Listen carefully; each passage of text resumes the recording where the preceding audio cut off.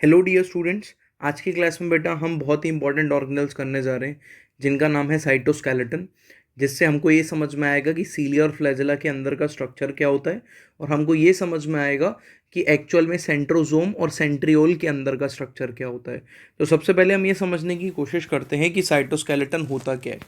तो इस टॉपिक को समझने के लिए मैं एक क्वेश्चन से शुरुआत करता हूँ आज के लेक्चर की कि आपको क्या लगता है कि सेल जो कि एक थ्री डायमेंशनल स्ट्रक्चर है बेटा, उसके अंदर न्यूक्लियस एक जगह पे फिक्स्ड, ठीक है, एंडोप्लाज्मिक रेटिकुलम एक जगह पे फिक्स्ड, गोल्जी एपरेटस एक जगह पे फिक्स्ड, माइटोकॉन्ड्रिया एक जगह पे फिक्स्ड, ये सारे स्ट्रक्चर एक जगह पे फिक्स्ड कैसे हैं? ठीक है, मतलब सेल तो एक थ्री डायमेंशनल स्ट्रक्चर है ना, उस थ्री डायमेंशनल स्ट्रक्चर में न्यूक्लियस बीच में उड़ रहा है। क्या सारी ऑर्गेनल्स उड़ रही हैं अपनी जगह पे? नहीं, ऐसा तो नहीं हो सकता है। तो क्या चीज़ है जिसने इन सारे स्ट्रक्चर्स को अपनी जगह पे फिक्स्ड किया हुआ है? और अगर ऑर्गेनल्स मूव कर रही हैं या कोई स्ट्रक्चर्स मूव कर रहे हैं सेल के अंदर, तो वो मूव कैसे कर रहे हैं एक दूसरे के ऊपर? तीसरी बात, एनिमल सेल के ऊपर सेल वॉल नहीं होती है, लेकिन फिर भी एनिमल सेल अपनी शेप को मेंटेन रखता है। तो वो कौन स्ट्रक्चर है जिसने एक्चुअल में सेल को सपोर्ट दिया हुआ है, एक्चुअल में ऑर्गेनल्स को होल्ड किया हुआ है, सेल के अंदर या सेल की खुद की बाहर से मूवमेंट कराने में सेल को हेल्प करता है? वो स्ट्रक्चर कौन है? तो ये जो स्ट्रक्चर है बेटा, उसी के बारे में हम स्टार्ट करने वाले हैं पढ़ना। स्ट्रक्चर का नाम है cytoskeleton. As the name suggest, cyto मतलब होता है बेटा सेल, और स्केलेटन मतलब स्केलेटल सिस्टम। ठीक है, जैसे फ्रेमवर्क प्रोवाइड करने वाले स्ट्रक्चर के लिए हम टर्म यूज करते हैं स्केलेटन। जैसे हमारी बॉडी की अगर हम बात करें तो हमारी बॉडी का फ्रेमवर्क कौन प्रोवाइड करता है? स्केलेटन सिस्टम हमारी बॉडी का, which is made up of what? Bones and cartilage. ठीक है, बोन्स आपस में कनेक्टेड होती हैं, बीच में कार्टिलेज भी प्रेजेंट होता है, तो हमारी बॉडी का क्या बनता है? पूरा फ्रेमवर्क बनता है। ठीक है, हमारी हड्डियों को मिला के। और हमारा फ्रेमवर्क भी कुछ ऐसा ही काम करता है जैसे सेल का फ्रेमवर्क काम करता है। तो इसी प्रकार आपको याद रखना है बेटा कि एक सेल के अंदर भी क्या प्रेजेंट होते हैं?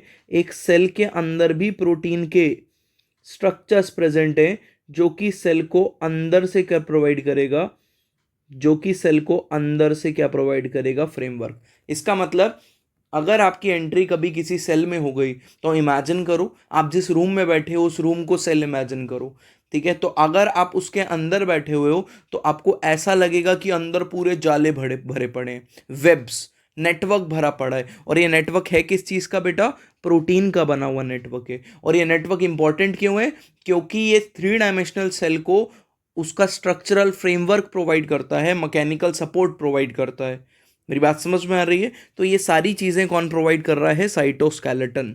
ठीक है, ऐसी कोई भी चीज़ हो सकता है आपने आज से पहले नहीं ना पढ़ी हो, लेकिन ये बहुत ही इंपॉर्टेंट है। ठीक है, इसके साथ एक और चीज़ मैं आपको बताता हूँ। हमने बेटा कुछ स्ट्रक्चर्स पढ़े हैं सेल के, जैसे कि हमने पढ़ा कि एक सेल है जिसके अंदर ये छोटे छोटे छोटे छोटे छोटे छोटे हेयर लाइक स्ट्रक्चर बाहर निकल रहे हैं सेल से। ठीक है, ऐसे छोटे छोटे स्ट्रक्चर बाहर निकल रहे हैं। इन स्ट्रक्चर को बोलते हैं बेटा हम सीलिया। सीलिया। या फिर आपने कोई ऐसा सेल पढ़ा जिसमें से एक लंबा सा स्ट्रक्चर बाहर निकल रहा है या दो बाहर निकल रहे हैं आपस में, ये जो स्ट्रक्चर है दिस इज फ्लैजिला। बेटा फ्लैजिला और सीलिया जनरली मूवमेंट में हेल्प करते हैं। इसका मतलब इनको खुद भी मूव करना पड़ेगा तभी ये सेल को मूव कराएंगे। सवाल ये है कि इन सीलिया और फ्लैजिला को भी स्ट्रक्चरल सपोर्ट कौन प्रोवाइड करता है? Answer is cytoskeleton. ठीक है, तो सेल को स्ट्रक्चरल सपोर्ट कौन प्रोवाइड करता है? साइटोस्केलेटन। सेल के ऑर्गेनल्स को होल्ड कौन करके रख रहा है? साइटोस्केलेटन। ठीक है, और आपके सीलिया फ्लैजिला को मूवमेंट में कौन हेल्प कर रहा है? मोटिलिटी में? साइटोस्केलेटन। सिंपल। तो हम बेटा सबसे पहले डेफिनेशन पढ़ लेते हैं साइटोस्केलेटन की। Elaborate network of filamentous protein. धागे जैसे कुछ प्रोटीन है बेटा, उनका पूरा नेटवर्क, वेब लाइक स्ट्रक्चर आपको दिखेगा। ठीक है, कहाँ दिखेगा? साइटोप्लाज्म में। किन किन चीज़ों को मिला के बनता है बेटा? जैसे हमारी बॉडी का स्केलेटन बोन और कार्टिलेज को मिला के बना है, तो वो कंपोनेंट हो गए हमारी बॉडी के स्केलेटन सिस्टम के। सेल के साइटोस्केलेटन के कंपोनेंट्स कौन कौन हो गए? Microtubule, microfilament and intermediate filament, जिसमें से ज़्यादातर फेमस कौन है? Microtubule and microfilament. इनको मैं डिस्कस कर रहा हूँ अभी। ठीक है, बट उससे पहले फंक्शन देख लेते हैं एनसीईआरटी क्या क्या लिखती है, और चेक करते हैं हमने जो फंक्शन पढ़े वही लिखे हैं क्या। तो mechanical support is the function, बिल्कुल सही लिखा है। Motility is the function, and maintain the cell shape, और सेल शेप को मेंटेन करता है, ये भी इसका फंक्शन है। तो मूवमेंट में मोटिलिटी में कैसे हेल्प कर रहा है बेटा, तो सेल को मोटिलिटी में भी हेल्प कर सकता है, और सेल के ऊपर कुछ पार्टिकल्स मूव कराने हैं तो उसको मोटिलिटी में भी हेल्प कर सकता है, ठीक है। जैसे अगर मैं सीलिया की बात करूं तो सीलिया कभी कभी सेल को मोटाइल बनाता है, या कभी कभी सेल के ऊपर कुछ पार्टिकल प्रेजेंट है तो ये सीलिया बेटा एक पर्टिकुलर डायरेक्शन में मूव करते हैं, चप्पू की तरह। चप्पू आप समझ रहे हो कि एक बड़ी सी नाव है बेटा, उसमें बहुत सारे लोग चप्पू चला रहे हैं, राइट, ओर्स बोलते हैं उनको। तो वो सारे एक पर्टिकुलर ओरिएंटेड वे में, कोऑर्डिनेटेड वे में क्या करते हैं, चप्पू चलाएंगे, ठीक है, कि एक साथ पीछे खींचेंगे, एक साथ आगे ढकेलेंगे उस चप्पू को। सिमिलरली आपका जो सीलिया है बेटा, ये एक पर्टिकुलर मैनर के अंदर मूव करता है और इस पार्टिकल को एक पर्टिकुलर डायरेक्शन में मूव करा सकता है। तो सीलिया सेल को भी मूव करा सकता है और सीलिया पार्टिकल्स को भी मूव करा सकता है जो इस सेल के ऊपर प्रेजेंट हो, कि पानी को, फ्लूइड को, इन सब चीज़ों को मूव करा रहा है, ठीक है बेटा। कंपोनेंट्स पे मैं फिर से थोड़ा सा डिस्कशन करना चाहूँगा। कंपोनेंट्स में दो कंपोनेंट बहुत इंपॉर्टेंट है, एक तो माइक्रोटिब्यूल और एक माइक्रोफिलामेंट। बेटा जो माइक्रोटिब्यूल होता है ये ट्यूबुलिन प्रोटीन का बना है, और जो माइक्रोफिलामेंट है ये एक्टिन प्रोटीन का बना है। सर ये दोनों मिलते किधर हैं बेटा, जो आपका माइक्रोटिब्यूल है, ठीक है, ये आप पढ़ोगे कहाँ पर, ये पढ़ोगे सीलिया और फ्लैजिला में। आज ही की क्लास का टॉपिक है सीलिया और फ्लैजिला को जो स्ट्रक्चरल सपोर्ट प्रोवाइड करता है बेटा, that is microtubule. And what is microfilament, microfilament ऐसे प्रोटीन्स हैं जो कि आपके मसल फाइबर्स में प्रेजेंट होते हैं और मसल कॉन्ट्रैक्शन कराने में मदद करते हैं आपकी बॉडी में। दे helps in what, they helps in muscle contraction, ठीक है। इसके अलावा बेटा अगर मैं ट्यूबुलिन की बात करूं तो एज द नेम सजेस्ट ये ट्यूब शेप के हैं, मतलब इनके अंदर हॉलो स्पेस प्रेजेंट होगा, और ये कैसे होंगे बेटा, they will be cylindrical in shape, ठीक है। इनका जो शेप होगा वो कैसा होगा, सिलेंड्रिकल होगा, और अंदर से हॉलो है। तो ट्यूब सुनाई दे रहा है नाम में आपको, तो क्योंकि आपको नाम में ट्यूब सुनाई दे रहा है, इसीलिए सुनाई दे रहा है क्योंकि ये ट्यूबुलिन है, और इनका डायमीटर भी बेटा थोड़ा चौड़ा होता है। ये थिकेस्ट होते हैं, थिकेस्ट प्रोटीन के बने हुए, ऑब्वियसली कौन से प्रोटीन के, ट्यूबुलिन प्रोटीन के। सिमिलरली जब हम फिलामेंट की बात करते हैं तो फिलामेंट पतले होते हैं, और फिलामेंट बेटा सॉलिड होते हैं, रिजिड होते हैं बेसिकली। तो पतले हो गए फिलामेंट, और कैसे हो गए आपके, सॉलिड। सबसे पतले होते हैं फिलामेंट डायमीटर में। तो माइक्रोटिब्यूल एंड माइक्रोफिलामेंट कहाँ प्रेजेंट मिलेंगे, माइक्रोटिब्यूल, सीलिया एंड फ्लैजिला। आज की क्लास में हम सबसे ज़्यादा माइक्रोटिब्यूल ही पढ़ने वाले हैं, ठीक है। इसके अलावा बेटा ये वाला चार्ट देख लो ज़रा फटाफट से। अगर मैं डायमीटर के बेसिस पे कंपेयर करूं तो मैंने आपको 3 स्ट्रक्चरल फ्रेमवर्क बताए थे, जिसमें से एक्टिन जो फिलामेंट है बेसिकली क्या, किसकी बात कर रहा है, माइक्रोटिब्यूल्स की। एक्टिन फिलामेंट को ही बोलते हैं हम क्या, माइक्रोटिब्यूल। ये थिनेस्ट होते हैं, सबसे पतले हैं ये कितने पतले हो सकते हैं बेटा, ये 6 नैनोमीटर या उससे भी छोटे हो सकते हैं डायमीटर में। सिमिलरली सबसे मोटे क्या हो गए, tube like, that is microtubules. Tube like होते हैं, कितने हो सकते हैं, 20 से 25 नैनोमीटर के डायमीटर में। जबकि अगर मैं इंटरमीडिएट फिलामेंट्स की बात करूं तो as the name suggest intermediate, मतलब इनका जो डायमीटर होगा वो मिडल में आएगा, राइट, किसके, माइक्रोटिब्यूल और माइक्रोफिलामेंट के। और ये कितने नैनोमीटर के हो सकते हैं, 10 नैनोमीटर के हो सकते हैं। सो बेसिकली कहने का मतलब ये है, जैसे आपकी बॉडी के स्केलेटन सिस्टम को बोन और कार्टिलेज फ्रेमवर्क प्रोवाइड करते हैं, वैसे ही सेल जो है, सेल के अंदर सीलिया, फ्लैजिला, ऐसे स्ट्रक्चर्स, इन सब को जो फ्रेमवर्क प्रोवाइड कर रहा है वो 3 टाइप का। कौन सा, माइक्रोटिब्यूल, माइक्रोफिलामेंट और इंटरमीडिएट फिलामेंट, जिसमें से माइक्रोटिब्यूल आज की क्लास में सबसे ज़्यादा यूज होगा। याद रखना है कैसा होगा, बीच में से हॉलो होगा, और कैसा होगा, ट्यूब लाइक होगा, और सबसे चौड़ा होगा। सबसे पतला कौन होता है, माइक्रोफिलामेंट, 6 नैनोमीटर के आसपास, बहुत ही पतले, ठीक है। इसके अलावा बेटा आज की क्लास का जो इंपॉर्टेंट टॉपिक है दैट इज सीलिया एंड फ्लैजिला, और इनका स्ट्रक्चर समझने की कोशिश करेंगे। सबसे पहले देख लें कि एनसीईआरटी सीलिया फ्लैजिला के बारे में लिखती क्या है। जब हम सीलिया फ्लैजिला की बात करते हैं तो सीलिया जिसको सिंगुलर में क्या बोलते हैं हम, सीलियम, और फ्लैजिला जिसको सिंगुलर में बोलते हैं फ्लैजिलम। मतलब एक होगा तो फ्लैजिलम, मल्टीपल है तो फ्लैजिला। सिमिलरली एक होगा तो सीलियम, मल्टीपल है तो सीलिया। ये हेयर लाइक आउटग्रोथ है बेटा, जो सेल से बाहर निकल रही होती है, ठीक है। मतलब अगर मैं दोनों की बात करूं तो दोनों ही हेयर लाइक स्ट्रक्चर हैं, और ये दोनों जिस स्ट्रक्चर से बाहर निकल रहे हैं ना बेटा नीचे, इस स्ट्रक्चर को बोला जाता है बेसल बॉडी, बेसल बॉडी, ठीक है। ये मैंने फ्लैजिला बनाया वैसे क्योंकि लंबा स्ट्रक्चर है, सिंगल है। इसके अंदर क्या है, ये जो फ्लैजिला है ना, ये जिस बॉडी से बाहर निकल रहा होता है, इस बॉडी को कहते हैं बेसल बॉडी। तो बेसल बॉडी से बाहर निकलता है, याद रखना आपको, सीलिया भी और फ्लैजिला भी। उसके बाद cilia and flagella are similar in structure but some difference may be observed. Cilia और फ्लैजिला सेम होते हैं बेटा स्ट्रक्चर में, लेकिन कुछ कुछ डिफरेंसेस आप देख सकते हो। क्या क्या डिफरेंसेस हैं कि सीलिया जनरली स्मॉलर होता है साइज में, एज द नेम सजेस्ट। मैं बना भी देता हूं आपको क्लियर हो जाए। सीलिया हमेशा झुंड में होगा बेटा, और कैसा होता है, छोटा होता है साइज में। ठीक है, कितना, 5 से 10, ये आपको याद रखने की जरूरत नहीं है, एनसीईआरटी में गिवन नहीं है। फ्लैजिला और लॉन्ग, फ्लैजिला लॉन्ग होते हैं। ठीक है, और जनरली झुंड में उतने ज़्यादा प्रेजेंट नहीं होंगे, एक प्रेजेंट होगा या दो प्रेजेंट होंगे। वही लिखा है अगले पॉइंट में कि number of cilia per cell is very large, जबकि फ्लैजिला बहुत कम होते हैं। Cilia beats in a coordinate manner, ठीक है, एक पर्टिकुलर मैनर में है। आपकी एनसीईआरटी लिखती है ओर्स लाइक, ओर्स मतलब होता है चप्पू, ठीक है, ओर्स लाइक मैनर, चप्पू जैसी मैनर में। ठीक है, या पेंडुलम, पेंडुलर मूवमेंट, एक पर्टिकुलर रिदम मोशन के अंदर मूव करता है, स्वीपिंग लाइक मोशन। ठीक है, उसके बाद कह रहा है आपका they take part in locomotion, attachment and feeding and sensation. जबकि अगर फ्लैजिला की बात करें तो फ्लैजिला बीट्स इंडिपेंडेंटली, कि लेट से दो फ्लैजिला हैं तो दोनों अपना इंडिपेंडेंट बीटिंग करेंगे, इंडिपेंडेंटली मूव करवाएंगे सेल को, नॉट कोऑर्डिनेटेड मैनर। ये कोऑर्डिनेटेड मैनर में मूव नहीं करते। सीलिया फ्लैजिला में डिफरेंस है। फ्लैजिला सिर्फ और सिर्फ ओनली लोकोमोशन करा सकता है, जबकि सीलिया का प्राइमरी फंक्शन लोकोमोशन होता है, सच बात है। और सीलिया सेल को भी मूव करा सकता है, और सेल के ऊपर कोई वाटर मॉलिक्यूल या फ्लूइड प्रेजेंट है तो उसको भी मूव करा सकता है। ठीक है, अगर मैं बात करूं सीलिया के और फंक्शंस की, तो सीलिया अटैचमेंट में हेल्प कर सकता है, और फीडिंग में, खाने में मदद कर सकता है, और सेंसेशन में मदद कर सकता है, मतलब रिसेप्टर्स का काम कर सकता है, रिसेप्शन का काम कर सकता है किसी सेल के लिए। तो ये सीलिया और फ्लैजिला में बेसिक डिफरेंस हो गए, और आपको ये बात समझ में भी आ रही है। और दोनों ही, सीलिया हो या फ्लैजिला हो, दोनों ही हम जो पढ़ रहे हैं वो यूकैरियोट्स के पढ़ रहे हैं। ठीक है, यूकैरियोट्स। ठीक है, सीलिया तो आपने पढ़ा ही नहीं था प्रोकैरियोट्स या बैक्टीरिया में, लेकिन प्रोकैरियोट्स में आपने फ्लैजिला पढ़ा था। आपको याद रखना है बेटा, यूकैरियोटिक फ्लैजिला का स्ट्रक्चर प्रोकैरियोटिक फ्लैजिला से बिल्कुल अलग होता है। मैं यहाँ पे लिख दूं, ठीक है, कि यूकैरियोटिक फ्लैजिला, ठीक है, is different from prokaryotic flagella. Prokaryotic flagella very important. ठीक है, वहां पे माइक्रोट्यूब्यूल नाम की चीज नहीं होती है।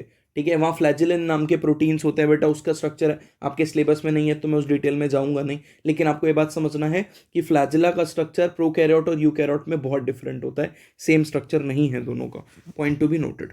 ठीक है, this is the basic structure of cilia and this is the basic difference between सीलिया and flagella, जबकि इंटरनल स्ट्रक्चर्स दोनों के क्या होते हैं, बिल्कुल सेम। ठीक है, अब सीलिया और फ्लैजिला का स्ट्रक्चर समझने से पहले थोड़ा सा स्ट्रक्चर समझते हैं। तो ये टॉपिक हम पढ़ने जा रहे हैं बेटा, this topic is what, structure, structure of cilia and flagella.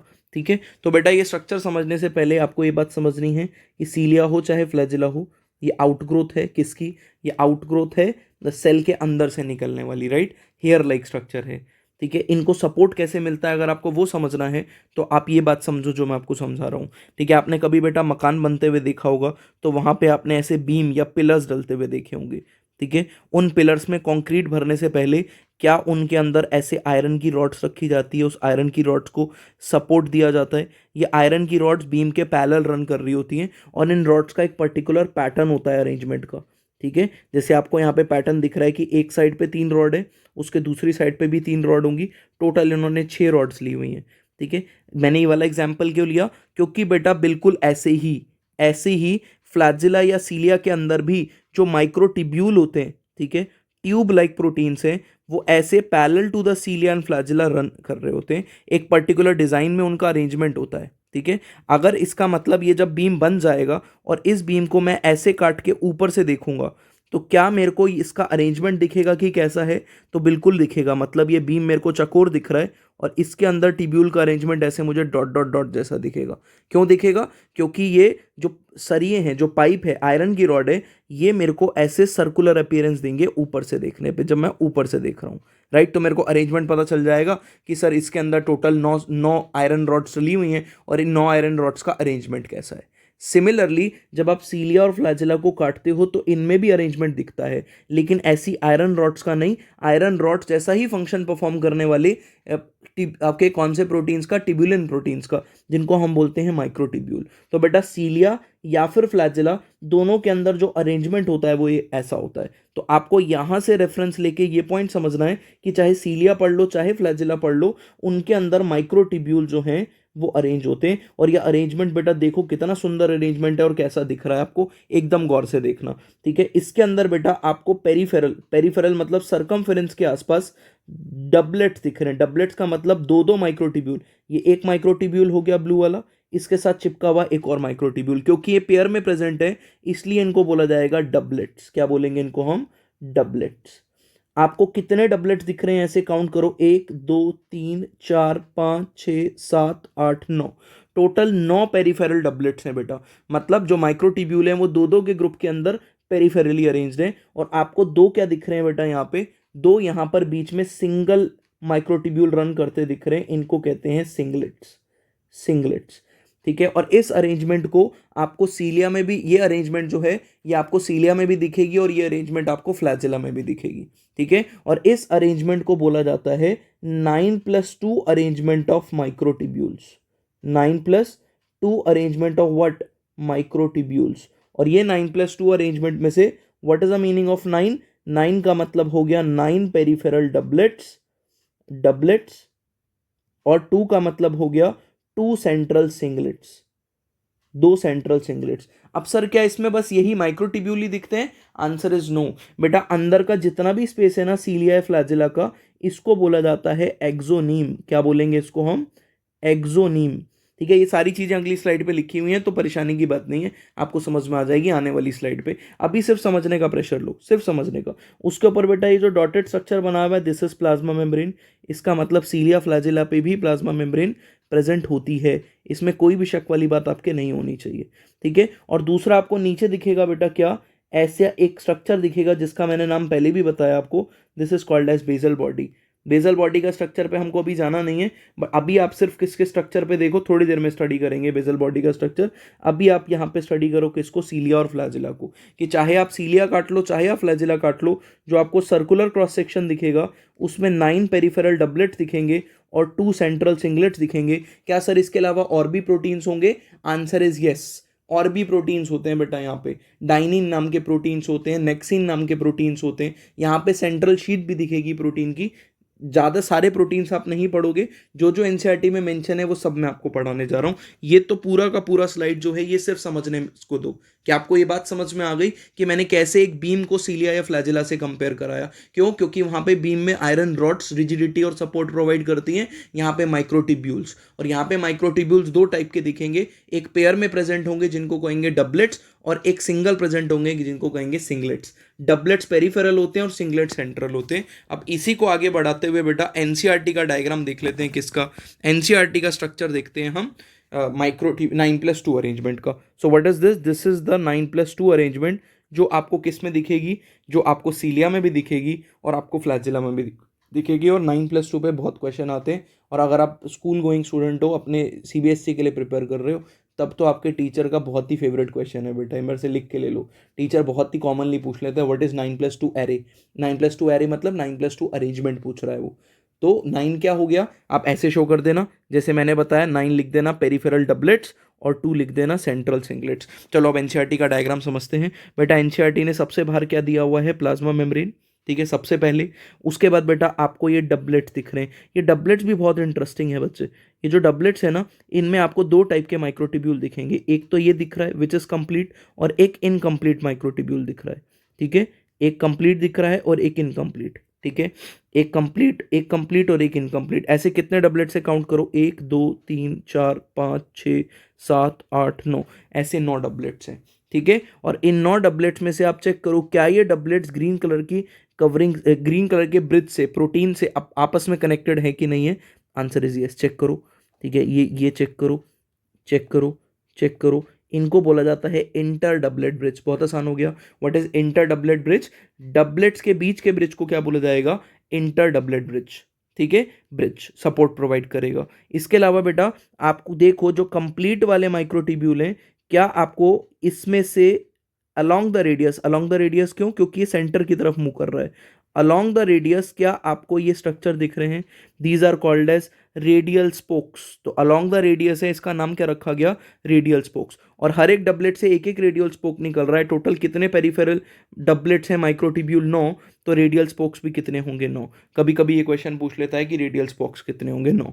इसके अलावा बेटा आपको सेंटर पे दो क्या दिख रहा है, सिंगलेट दिख रहे हैं। तो सेंट्रल माइक्रोट्यूब्यूल, जिनको हम सिंगलेट भी बोलते हैं, सिंगलेट्स। और इंटर सिंगलेट ब्रिजेस या इंटर सेंट्रल माइक्रोट्यूब्यूल ब्रिज, आपको ये भी दिख रहा है, ठीक है, ये भी प्रोटीन का बना हुआ है। इसके अलावा बेटा यहाँ पे शीट आपको दिख रही है जिसने कवर किया हुआ है किसको, सेंट्रल सिंगलेट्स को, सेंट्रल सिंगलेट्स को। ये शीट भी किस चीज़ की बनी हुई है बेटा, प्रोटीन की बनी हुई है। इनफैक्ट अंदर जितना भी स्पेस है ये सारा का सारा, the space is called as axoneme. ये मैं ऊपर भी बता चुका हूँ, यहाँ पे भी रिपीट हो गई ये टॉपिक, ठीक है। और ये सारी की सारी क्या है, अरेंजमेंट। ये स्ट्रक्चर कब दिखेगा, जब आप किसी सीलिया या फ्लैजेला को काट के, ये कौन सा सेक्शन काटा, 90 डिग्री टू द बॉडी। बेटा जब 90 डिग्री पे परपेंडिकुलर काटा जाए ना कोई भी स्ट्रक्चर, तो उसको कहते हैं टीएस। तो टीएस ट्रांसवर्स सेक्शन काटने पे आपको ऐसा स्ट्रक्चर दिखेगा, 9+2। दोबारा याद रखो, तो आपसे कोई भी पूछे सीलिया और फ्लैजेला का इंटरनल स्ट्रक्चर सेम होता है कि अलग होता है, तो आप बोलोगे सेम होता है,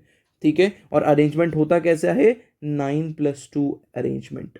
और ये 9+2 अरेंजमेंट कैसे एक्सप्लेन करोगे एग्जाम में, आप बोलोगे यहां पर क्या होगा सर, 9 पेरिफेरल डबलेट्स, डबलेट्स, और टू सेंट्रल सेंट्रल सिंगलेट्स, ठीक है। क्या यहाँ पे आपके पास प्लाज्मा मेम्ब्रेन होती है, आंसर इज यस, ठीक है। इसके अलावा अगर आपका ये डाउट है सर ये क्या बने हुए हैं, ये गोल गोल से गोल गोल से, तो ये भी प्रोटीन है बेटा। इनको डाइनिन प्रोटीन बोला जाता है। क्या बोला जाएगा, डाइनिन प्रोटीन, ठीक है। ये एटीपी यूज करते हैं ताकि ये सीलिया और फ्लैजेला को मूव करा सके।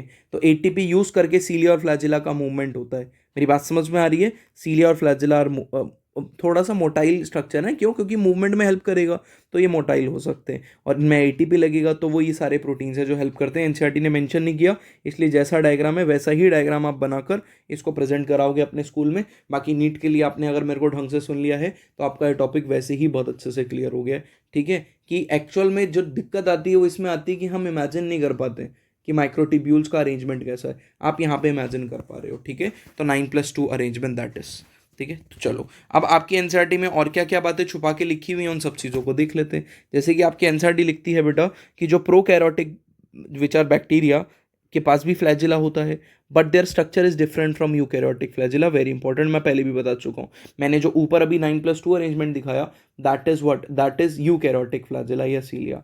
प्रोकैरियोट पढ़ना है आपको तो उसका अलग स्ट्रक्चर है, वो हमारे सिलेबस में नहीं है, उसमें हम जाएंगे नहीं। बट इतना जरूर पता होना चाहिए कि प्रोकैरियोट यूकैरियोट में स्ट्रक्चर डिफरेंट है। उसके बाद बेटा एक्सोनीम की बात करते हैं, तो कोर ऑफ सीलिया, ठीक है, या फिर फ्लैजिला। कोर मतलब जो सेंटर होगा पूरा भरा पड़ा है जिसके अंदर, ठीक है, दैट इज एक्सोनीम, जिसके अंदर माइक्रोट्यूब्यूल का अरेंजमेंट दिखता है कितना, 9+2 एरे, ठीक है। और इसको मैंने एक्सप्लेन कर दिया, लेकिन यहाँ पे भी एक्सप्लेन किया हुआ एनसीईआरटी ने, तो मैंने वहाँ से पॉइंट उठा के यहाँ पे लिखा है कि जो माइक्रोट्यूब्यूल है वो 9 डबलेट्स होंगे, ठीक है, दैट आर रेडियली अरेंज्ड, अलग अलग रेडियस पे होंगे, और पेरिफेरल माइक्रोट्यूब्यूल्स हैं। जबकि एक पेयर मतलब दो हो गया, ठीक है, एक पेयर सेंट्रली लोकेटेड माइक्रोट्यूब्यूल होगा, ठीक है, ये भी याद रखना है। कनेक्शंस बेटा मतलब डबलेट्स के बीच में, इन ये सारे कनेक्शन या सिंगलेट्स के बीच में तो बिल्कुल कनेक्शन होगा। Central microtubule are connected by bridges, तो सेंट्रल दो माइक्रोट्यूब्यूल्स के बीच में भी ब्रिज देखा था हमने। And enclose by a central sheath, और सेंट्रल शीट भी होगा। And connected to one of the tubule of each peripheral doublet. और ये जो सेंट्रल शीट है बेटा वो रेडियल स्पोक्स के थ्रू, चेक करो, वो रेडियल स्पोक्स के थ्रू बेटा कनेक्शन में आ सकती है किसके, डबलेट के। चेक करो, ये देखो रेडियल स्पोक्स हैं, ठीक है, जिनके थ्रू कनेक्शन में आएगी। उसके बाद बेटा नेक्स्ट क्या है, नेक्स्ट है आपका रेडियल स्पोक्स। कितने होंगे, 9, क्योंकि एक एक डबलेट से निकलेगा। 9 डबलेट्स हैं तो 9 ही रेडियल स्पोक्स होंगे, ठीक है। Connected to the peripheral doublets, ठीक है, एंड द सेंट्रल शीट। वो बोल रहा है ये रेडियल स्पोक्स किस किस को कनेक्ट करते हैं, तो पेरिफेरल डबलेट्स को कनेक्ट करते हैं सेंट्रल शीट से।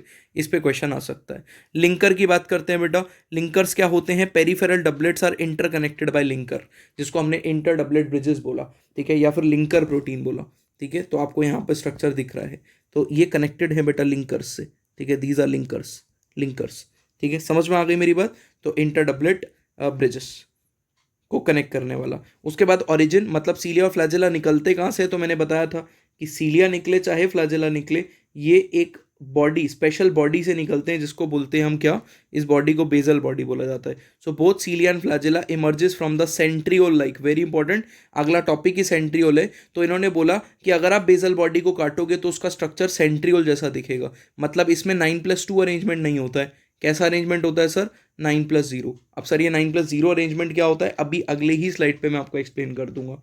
बट अभी फिलहाल के लिए इतनी बात मान के चलो कि आप ये बात समझो कि सीलिया और फ्लैजिला जिस बॉडी से निकलते हैं, सेल से बाहर ओरिजिनेट होते हैं, ठीक है, उस बॉडी का नाम है बेसल बॉडी, जिसका स्ट्रक्चर 9+2 नहीं होता है. उसमें भी माइक्रोट्यूब्यूल प्रेजेंट है, लेकिन वो 9+2 नहीं है. ठीक है, दैट इज 9+0. क्या मतलब हुआ उस चीज़ का मैं बताऊंगा. ठीक है, मेरी बात समझ में आ रही है. ठीक है, बाकी अब हम चल रहे हैं बेटा अगले टॉपिक पे. ठीक है, और बहुत ही इंपॉर्टेंट टॉपिक है which is centrosome and centriole. Centrosome and centriole, पहले तो दोनों में डिफरेंस आना चाहिए बेटा. जो ऑर्गेनल है उसका नाम है सेंट्रोजोम, और हर एक सेंट्रोजोम में 2 सेंट्रियोल प्रेजेंट होते हैं. क्या कहना चाह रहा हूं अभी बताता हूं. ठीक है, लेट्स से बेटा ये क्या हो गया, this is centriole, this is also what centriole. तो कितने सेंट्रियोल बनाए मैंने आपके सामने यहाँ पे, कितने सेंट्रियोल बनाए? 2. तो ये दोनों सेंट्रियोल एक दूसरे से 90 डिग्री पे प्रेजेंट होते हैं, 90 डिग्री पे. ठीक है, इस अरेंजमेंट को कार्टवील लाइक अरेंजमेंट भी बोलते हैं. और इनके ऊपर कोई भी मेम्ब्रेन नहीं होती है. सेंट्रियोल या सेंट्रोजोम के ऊपर कोई भी मेम्ब्रेन नहीं होगी. ये पॉइंट इंपॉर्टेंट है. There is no membrane, there is no membrane. ठीक है, तो लेकिन इनके आसपास आपको एक डेंस एमॉर्फस, ठीक है, डेंस एमॉर्फस मतलब इररेगुलर और डेंस आपको सब्सटेंस दिखेगा इकट्ठा हुआ हुआ. ठीक है, एक साथ. तो ये पूरा का पूरा जो स्ट्रक्चर आया जिसके ऊपर कोई मेम्ब्रेन नहीं है लेकिन 2 सेंट्रियोल्स हैं, इस स्ट्रक्चर को हम बोलेंगे क्या, सेंट्रोजोम. लेकिन ये हर एक ब्लू वाला जो स्ट्रक्चर है इसको क्या बोलेंगे, सेंट्रियोल. और ये सेंट्रियोल भी बेटा सपोर्ट होता है किससे, तो ये सेंट्रियोल भी सपोर्ट होता है आपका माइक्रोट्यूब्यूल से. इसका मतलब अगर हम सेंट्रियोल को काटेंगे और इसका स्ट्रक्चर देखेंगे तो इसमें भी माइक्रोट्यूब्यूल्स का अरेंजमेंट दिखेगा. कैसा दिखेगा हम अभी डिस्कस करेंगे, बट फिलहाल के लिए आप ये बात समझो कि एक सेंट्रोजोम में 2 सेंट्रियोल. दोबारा सुनो क्या बोला, एक सेंट्रोजोम में 2 centriole which are present perpendicular or 90 degree to each other, and this arrangement is cartwheel like arrangement. और it has no membrane, लेकिन इसके ऊपर एक dense fluid या amorphous substance आके इकट्ठा हुआ है, लेकिन वो substance प्लाज्मा मेम्ब्रेन नहीं है, प्लाज्मा मेम्ब्रेन से सराउंडेड नहीं है स्ट्रक्चर. दूसरी बात, ये सिर्फ और सिर्फ एनिमल सेल में दिखेगा, ओनली एनिमल्स, सिर्फ और सिर्फ एनिमल सेल में दिखेगा. ठीक है, ऐसा क्यों है सर, ऐसा जादू क्यों है, तो समझने की कोशिश करते हैं. बेटा एनिमल सेल में क्या होता है ना, जब भी क्रोमोसोम डिवाइड होने होते हैं, ठीक है, क्रोमोसोम, तो क्रोमोसोम को खींचने के लिए ना, खींचने के लिए रस्सियां चाहिए होती हैं हमको. उन रस्सियों को बोला जाता है क्या, ठीक है, उन रस्सियों को बोला जाता है स्पिंडल फाइबर. और ये जो आपका सेंट्रोसोम है ये डिवाइड हो जाता है. ठीक है, सेल डिवीजन से पहले, मतलब ये जब भी न्यूक्लियस डिवाइड होना है उससे पहले ये डिवाइड हो जाएगा सेंट्रोसोम, और ये ऑपोजिट एंड्स पे चला जाएगा, और इससे निकलनी शुरू होंगी बेटा रस्सियाँ, जिन रस्सियों को आप कहते हो क्या, स्पिंडल फाइबर्स. जिसमें से एक साइड से स्पिंडल फाइबर एक तरफ कनेक्टेड होते हैं क्रोमोसोम के, दूसरी साइड से दूसरी तरफ कनेक्ट होते हैं. फिर ये स्पिंडल फाइबर खींच के इस क्रोमोसोम को ऑपोजिट पोल पे लेके जाते हैं. तो क्रोमोसोम को ऑपोजिट पोल पे खींचने का काम कौन कर रहा है, आपका स्पिंडल फाइबर. लेकिन स्पिंडल फाइबर तभी तो काम कर पाएंगे जब उनको कोई रिजिड स्ट्रक्चर मिलेगा, रिजिडिटी मिलेगी उनको. ठीक है, तभी तो खींच पाएंगे वो. तो वो रिजिड स्ट्रक्चर एनिमल सेल में कौन प्रोवाइड करता है, सेंट्रोसोम. लेकिन ऐसे किसी भी रिजिड स्ट्रक्चर, तभी तो आपके जो क्रोमोसोम है वो सेपरेट हो पाते हैं. इसको हम और डिटेल में डिस्कस करेंगे कहाँ, सेल डिवीजन में. तो कंफ्यूज होने की बात नहीं है. अभी फिलहाल के लिए आप ये मेरी बात मानो कि एनिमल सेल के अंदर रिजिडिटी प्रोवाइड करने के लिए, जिससे स्पिंडल फाइबर अटैच हो पाए और क्रोमोसोम को ऑपोजिट पोल्स पे, ऑपोजिट एंड पे खींच पाए, ठीक है, उस स्ट्रक्चर को बोला जाता है सेंट्रोसोम. ठीक है, और ये सेंट्रोसोम से ही स्पिंडल फाइबर निकलते हैं. स्पिंडल फाइबर खुद प्रोटीन के बने होते हैं. ठीक है, टिब्यूल वगैरह बनाने में बनते हैं, हेल्प होते हैं, मतलब टिब्यूल बनाने में हेल्प करते हैं इनको, स्पिंडल फाइबर्स को, राइट. और यहाँ पर आपको दो बातें और एक बात और याद रखनी है कि जो स्पिंडल फाइबर हैं, ठीक है, ये खींचेंगे ड्यूरिंग सेल डिवीजन. तो इसका मतलब सर सेंट्रोसोम डिवाइड भी हुआ होगा. बिल्कुल सही. तो सेंट्रोसोम पहले डिवाइड होता है, ऑपोजिट पोल पे जाता है डिवाइड होने के बाद, डुप्लीकेट होने के बाद, फिर ये क्रोमोसोम को सेपरेट कराने में मदद करता है. ठीक है, तो अब पढ़ते हैं, फटाफट पढ़ के खत्म करते हैं। सेंट्रोसोम की बात करें तो सेंट्रोसोम एक ऐसी ऑर्गेनल है, centrosome is an organelle which contains two cylindrical centrioles, very important, surrounded by amorphous pericentriolar material. क्या बोला जाता है इस मटेरियल को बेटा, जो मैंने एमोर्फस मटेरियल बोला, दैट इज पेरीसेंट्रियोलर मटेरियल। इस पे क्वेश्चन आता है, मेम्ब्रेन नहीं है लेकिन पेरीसेंट्रियोलर मटेरियल है। ठीक है, तो अगर आपको सेंट्रोसोम समझना है तो सेंट्रियोल समझ लो, सेंट्रोसोम अपने आप क्लियर हो जाएगा। तो सेंट्रियोल समझो, क्यों? क्योंकि one centrosome is just to centriole arrange together. ठीक है, तो देखो क्या क्या है। तो सबसे पहले बेटा सेंट्रियोल की बात करें तो absent in almost all plant cell, सिर्फ और सिर्फ एनिमल सेल में होगा। अच्छा, प्लांट सेल में क्यों एब्सेंट है, ये भी कॉमन सेंस की बात है, रटने की जरूरत ही नहीं है। मैंने अभी बताया कि ये रिजिडिटी प्रोवाइड कर रहा है स्पिंडल फाइबर बनाने के लिए, है ना, रिजिडिटी प्रोवाइड कर रहा है। प्लांट सेल में ऑलरेडी एक रिजिड स्ट्रक्चर होता है, बताओ क्या? Cell wall. तो वहां पे क्योंकि ऑलरेडी सेल वॉल है, ठीक है, इस वजह से प्लांट सेल को कोई एडिशनल रिजिडिटी की जरूरत है सच नहीं है। ठीक है, इसीलिए वहां पे सेंट्रियोल की जरूरत नहीं होती है। बिना सेंट्रियोल के भी प्लांट सेल डिवाइड कर सकता है, जबकि एनिमल सेल बिना सेंट्रियोल के डिवाइड नहीं करता है या सेंट्रोसोम के डिवाइड नहीं करता है। अब मैं सेंट्रियोल बोलूँ चाहे सेंट्रोसोम बोलूँ, दोनों को एक ही बात सुनना है आपको, बस दिमाग में रखना है कि सेंट्रोसोम ऑर्गेनल है जिसके पास दो सेंट्रियोल होते हैं। ठीक है, इतनी सी बात आपको क्लियर रखनी है दिमाग में। चलो, इसके बाद बेटा स्ट्रक्चर कैसा है, सिलेंड्रिकल स्ट्रक्चर है विदाउट मेम्ब्रेन, ये भी पता है। ट्रांसफर सेक्शन मतलब अगर आपने सेंट्रोसोम काटा तो आपको कैसा दिखेगा, तो यहाँ पे देखो बेटा। ठीक है, तो सेंट्रियोल आपने काटा तो आपको पहली बात तो डबलेट्स नहीं क्या दिखते हैं, ट्रिपलेट्स दिखते हैं। ठीक है, इसका मतलब ये स्ट्रक्चर अगर आप ड्रॉ करने की कोशिश करोगे तो आपको यहाँ पर ट्रिपलेट्स दिखेंगे बेटा, तीन तीन। ठीक है, जैसे वहां पे दो दो के अरेंजमेंट दिख रहे थे माइक्रोटिब्यूल्स के, यहाँ पे तीन तीन माइक्रोटिब्यूल्स आपस में होंगे।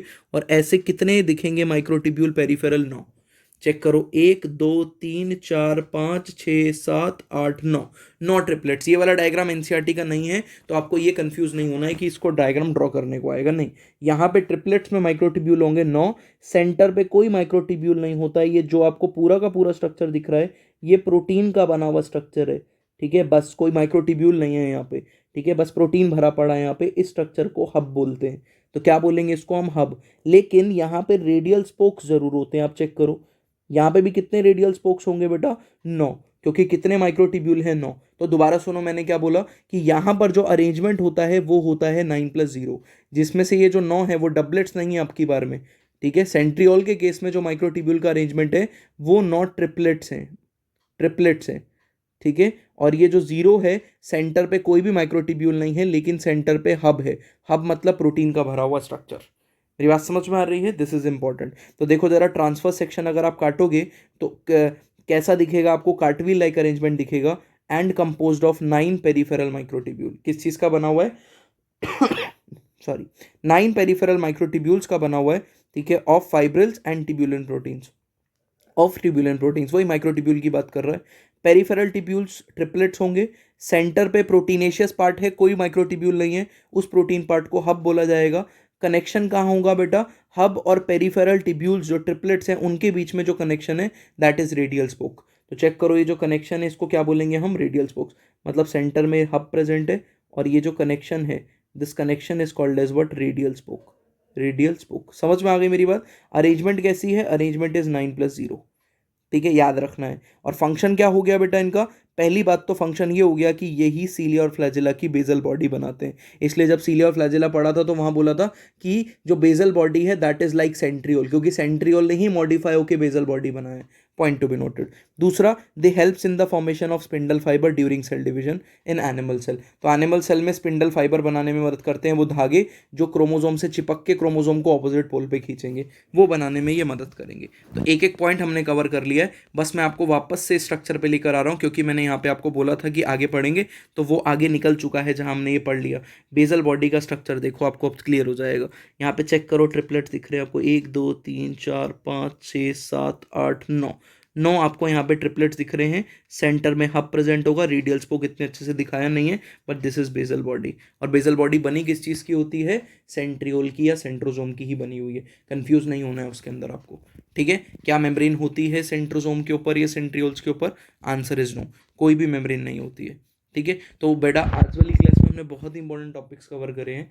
ठीक है, बहुत ही इंपॉर्टेंट है समझने के पॉइंट ऑफ व्यू से, सिर्फ समझना था आपको। अगर आप मेरी बातों से कनेक्ट कर पाए तो आपको आज वाला टॉपिक बहुत आसान लगा होगा, मैं सच बता रहा हूँ। ठीक है, क्योंकि फ्री के नंबर है, कुछ नहीं है। नीट में क्वेश्चन आता है, फ्री के नंबर मिलते हैं, स्कूल में क्वेश्चन आता है, फ्री के नंबर मिलते हैं। बस नोट तमीज़ से आप लोग बनाते चलो। ठीक है, अब हमारे वही प्रथा को कंटिन्यू करते हुए फटाफट से एमसीक्यूज निपटा लेते हैं। वो कह रहा है find out the incorrect statement. तो ऐसे क्वेश्चन जब भी आए बेटा, करेक्ट इनकरेक्ट ऐसा कुछ पूछे, तो मैं आपको बार बार हर एक लेक्चर में बात सिखा चुका हूँ कि इनकरेक्ट और करेक्ट ऐसी स्टेटमेंट्स को अलग से अंडरलाइन कर लो कि इनकरेक्ट पूछ रहा है। ठीक है, उसके बाद आगे कभी भी टिक नहीं लगाना है, पहले पीछे टिक लगाना है, फिर जब श्योर हो जाए तब आगे लगाना है। Centriole forms the basal body of cilia and flagella, ठीक है, ये तो आंसर नहीं हो सकता, इनकरेक्ट पूछा है। Centriole give rise to spindle fibre, सच लिखा है। At the time of cell division in animal cell, ये भी बिल्कुल ठीक है। ठीक है, centrosome is an organelle usually containing two cylindrical structure called as centriole, ये भी ठीक है। ठीक है, peripheral fibrils of centriole is doublet. वो कह रहा है सेंट्रियोल में जो पेरिफेरल फाइब्रिल्स हैं वो डबलेट है, साइड वाले। अभी तो पढ़ा, डबलेट तो सीलिया और फ्लैजेला में होते हैं, सेंट्रियोल में या बेसल बॉडी में कैसे होते हैं? ट्रिपलेट। तो ये इनकरेक्ट है, आंसर इज डी। ठीक है, सिलेक्ट द इनकरेक्ट स्टेटमेंट, इसमें भी इनकरेक्ट ही पूछ रहा है। Cilia and flagella are hair like outgrowth in the cell membrane of the cell membrane, बिल्कुल ठीक है। Cilia causes the movement of either the cell और द सराउंडिंग मीडियम, बिल्कुल सच है। या तो सेल की मूवमेंट कराएगा सीलिया, या फिर सराउंडिंग मीडियम, सेल से टच जितना मीडियम होगा उसकी भी मूवमेंट करा सकता है, जबकि फ्लैजिला सिर्फ और सिर्फ सेल की मूवमेंट कराता है। सीलिया के और भी फंक्शंस होते हैं। ठीक है, तो ये भी ठीक लिखा है। Bacterial flagella are structurally similar to eukaryotic flagella, गलत हो गई स्टेटमेंट, यही आंसर है। पर डी भी देख लेते हैं एक बारी। Flagella is responsible for sale movement, yes, flagella सिर्फ और सिर्फ सेल मूवमेंट के लिए रिस्पॉन्सिबल होता है, सच लिखा है। उसके बाद बेटा, both cilium and flagellum emerges from centriole like structure which is called, centriole like structure से इमर्ज होते हैं सीलियम फ्लैजिला, इसको बोलते हैं बेसल ग्रैनुल, बेसल बॉडी है, टिक करो आगे बढ़ो, फ्री का नंबर है। तो the solid linear cytoskeleton element, देखो पहली बात तो सॉलिड बोल दिया, तो पहली बात तो मैंने आपको दो डिटेल में पढ़ाए थे, माइक्रोट्यूब्यूल और माइक्रोफिलामेंट, दोनों में से कौन सा हॉलो था और कौन सा सॉलिड था? माइक्रोफिलामेंट। आंसर वैसे सॉलिड पढ़ते ही पता चल गया। ऐसा साइटोस्केलेटन जो सॉलिड है, having diameter of 6 nanometer, 6 nanometer का डायमीटर है, बहुत पतला है, and made up of single monomer unit. ये आपको पता नहीं है क्योंकि एनसीईआरटी में गिवन नहीं है, बट आगे की दो चीज़ों से ही हिंट मिल गई, तो हम आंसर कर सकते थे माइक्रोट्यूब्यूल। ठीक है, समझ में आ गई मेरी बात? माइक्रोट्यूब्यूल कैसे पता चला कि ट्यूब्यूल है? क्योंकि सबसे पतला है, 6 नैनोमीटर का है, और सॉलिड बत बोल दिया उसने, तो खत्म हो गई बात यहाँ पे। Microtubule are constituents of, microtubule किस किस चीज़ के कंस्टिट्यूएंट होते हैं, क्या क्या चीज़ बनाते हैं? सीलिया बनाएगा, सही है। फ्लैजिला बनाएगा। पेरोक्सिसोम हमने पढ़ा नहीं तो हम डाउट में, वैसे पेरोक्सिसोम भी एक वेसिकल है, याद आ रहा है? वेसिकल क्या होता है पिछली क्लास से? अगर आपको नहीं याद आ रहा है तो अपने नोट्स पलटो, और अगर नोट्स नहीं बनाए तो जाके वो वीडियो लेक्चर देखो पहले। वेसिकल मतलब बेटा ऐसा स्ट्रक्चर जिसमें मेम्ब्रेन हो, और मेम्ब्रेन के ऊपर ऐसा सैक लाइक स्ट्रक्चर जिसपे मेम्ब्रेन हो और अंदर कुछ भरा हो। ठीक है, अंदर क्या भरा हो? एंजाइम्स वगैरह, उसको कहते हैं वेसिकल। वेसिकल है, ये नहीं है आंसर। स्पिंडल फाइबर्स, हाँ बिल्कुल, माइक्रोट्यूब्यूल्स के। सेंट्रियोल एंड सीलिया, ये बना है बेटा माइक्रोट्यूब्यूल का। Centriole, spindle fibre and chromatin, chromatin अगली ही क्लास में पढ़ेंगे हम। ठीक है, डीएनए के स्ट्रक्चर, एक फॉर्म ऑफ डीएनए है क्रोमैटिन।